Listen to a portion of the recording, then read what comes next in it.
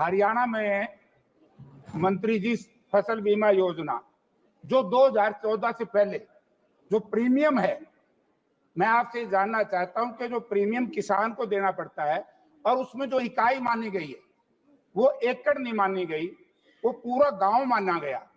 जैसे ओलावृष्टि होती है या बाढ़ आती है, तो बाढ़ में जब नुकसान होगा चाहे 1 एकड़ में हो और चाहे पूरे गांव में हो, मेरा आपसे अनुरोध है, मैं ये जानना चाहता हूं कि उस सिस्टम को जो पहले यूपीए गवर्नमेंट में था वही चालू है या इसमें बदलाव कर दिया? इकाई क्या है और जो प्रीमियम है वो प्रदेश सरकार देती है या किसान को इससे लेते हो?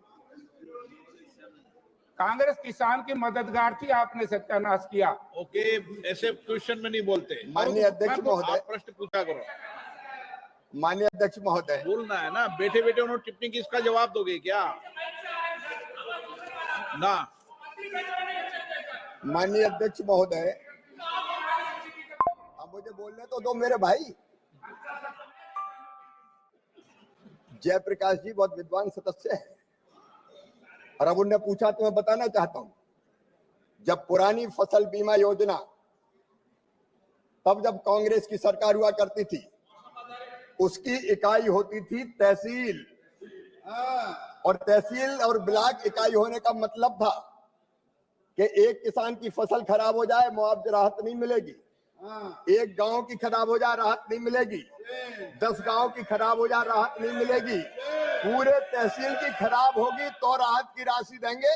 मतलब एक गांव और 10 गांव के किसानों की फसल बर्बाद हो जाए तो वो भगवान से प्रार्थना करे कि सबकी फसल बर्बाद कर दे तब राहत की राशि मिलेंगे। ये आपकी बीमा योजना, हमने उसमें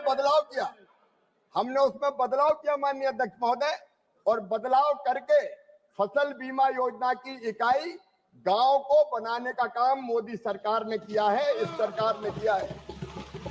और एक बात और मैं जोड़ना चाहता हूं, पहले स्थानीय आपदा फसल बीमा योजना में सम्मिलित नहीं थी, अब हमने स्थानीय आपदा को सम्मिलित करके तय कर दिया है कि एक किसान का भी नुकसान होगा तो भरपाई की जाएगी। मोदी है तो मुमकिन है, ये उस सरकार ने कभी नहीं किया जो इस सरकार ने किया है।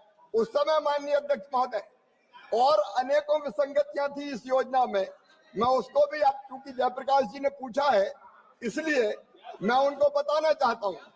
जब इनकी सरकार थी तब इनने तय किया था कि फसल बीमा योजना ऋणी किसानों के लिए अनिवार्य है, और वो बीमा किसका होता था? किसान की फसल का नहीं होता था, बैंकों के लोन का होता था, किसान की फसल का नहीं होता था।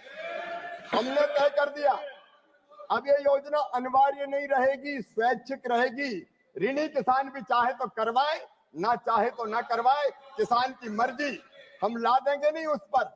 और आज मैं बताना चाहता हूं, जब उधर की सरकार फसल बीमा योजना चलाती थी तो गैर ऋणी किसान आते ही नहीं थे। आज मुझे बताते खुशी है कि गैर ऋणी किसान भी 5 करोड़ से ज्यादा आवेदन आए हैं, और दुनिया की सबसे बड़ी फसल बीमा योजना है प्रधानमंत्री फसल बीमा योजना, जिसमें 33,000 करोड़ रुपया के किसान प्रीमियम पर 35,000 करोड़